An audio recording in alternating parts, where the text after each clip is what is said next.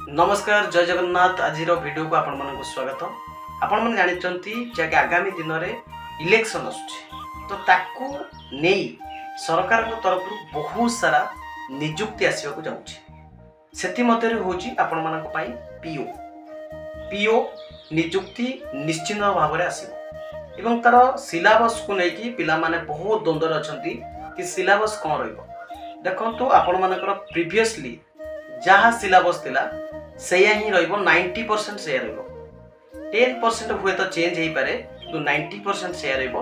आपण माने पढ़ा पढ़ी आरंभ कर दियंतु कारण एथरा जो नियुक्ति बाहरिबो आपण माने जानचंती आगामी दिन 80 पे लागि जिवो तो निहाती भाव आपण मान पई बहुत बड़ सुजोग अछि एवं बहुत सारा सैलरी आपण मान मिलिबो।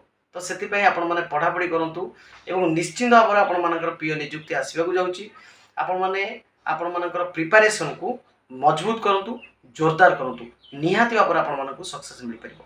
आपण माने अपेक्षा करथिबे नियुक्ति बाहरले पढ़िबी तो से भली हेले केबे भी आपण माने चाकरी पाई परिबे नाही।